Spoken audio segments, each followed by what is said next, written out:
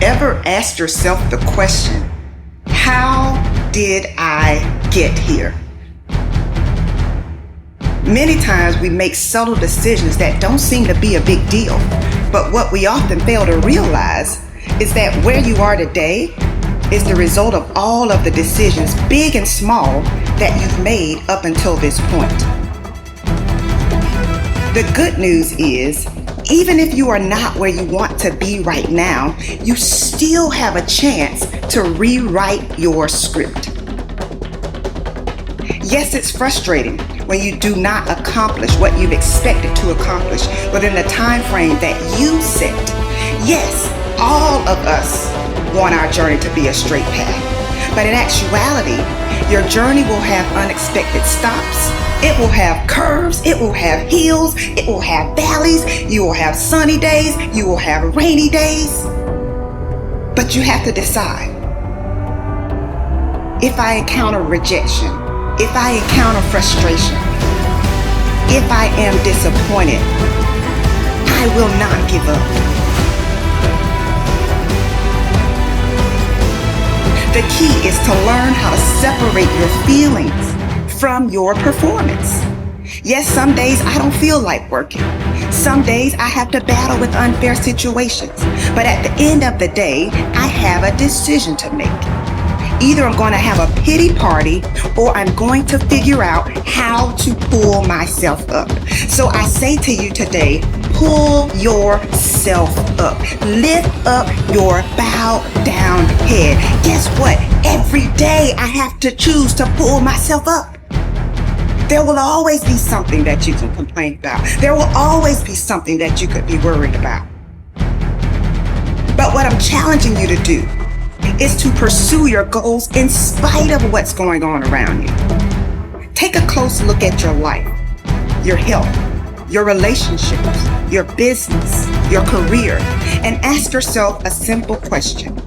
Have I given my all? If you are not careful, fear, doubt, and worry will keep you stuck wishing your circumstances were better, but never doing what it takes to improve them. It's time for you to pursue what you really want, not what others want for you, not what others expect from you, but you gotta pursue what you really want with everything you've got.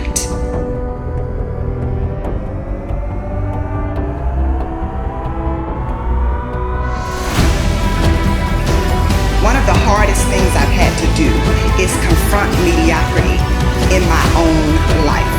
I'm challenging you to commit to dismantling whatever it is that has been holding your destiny hostage. Is it self-doubt? Is it the fear of being rejected? Is it self-sabotage? Is it refusing to let go of the past? Don't get so wrapped up in what happened yesterday that you miss out on the opportunities that are waiting for you today.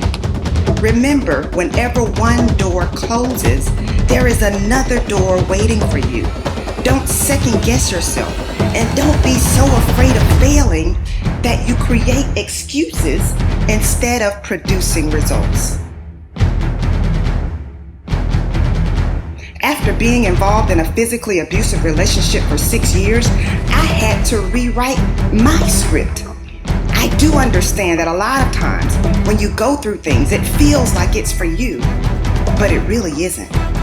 It's really so that you can help someone else get through that same thing. And you can say to them, listen, I made it through, and so can you. I really thought that I would be the last person to do what I'm doing, just because of what I've overcome. What I thought about myself. I did not like myself. I did not like the way I looked. I did not like the person in the mirror. And so I was the person who was in front of everyone else. And everyone thought I was happy. Everyone thought I had it all together. But I was secretly depressed. I was secretly battling with low self-confidence. And I was so broken. And how many of you know that when you are broken sometimes, you can attract the exact opposite of what you need? In retrospect, I know why I stayed in an unhealthy relationship relationship for 6 years. In my mind, I could not do any better. In my mind, there was no way that anyone else would be attracted to me. So I stayed. But eventually, I came to realize that I was not lucky to have him, but he was lucky to have me. I came to realize that I deserved better.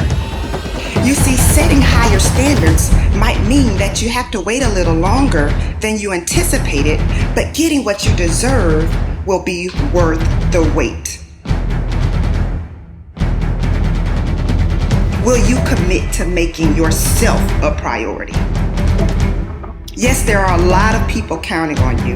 Yes, others need you. But guess who else needs you? You need you. Be confident in your ability to overcome any challenge that comes your way. Why?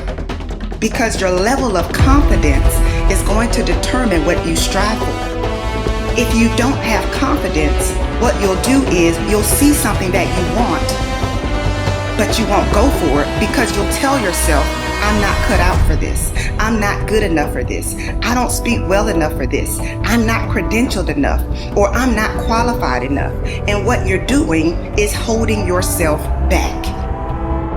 I never thought that I would be speaking. I never thought that I would be Dr. Jessica Houston. I never thought that I would be traveling the world. I never thought that I would be an author. But it took me stepping out of my comfort zone. It took me saying to myself, you will not let your daughter take the same route that you took. That's what helped me the most. What I have discovered is that women are very good at pretending to be okay. Many times we suppress what we're dealing with and we cover it all up. Women are natural nurturers. In fact, we often help and support others even when we are facing a challenging situation ourselves. Unlocking your destiny is going to require that you add yourself to your priority list. You need you. Your results will turn those who ignored you into fame. So don't slow your progress because you're trying to convince other people. Don't slow your progress because you're trying to drag too many people with you. Sometimes you're not hitting your goals because you are carrying the weight of those around you.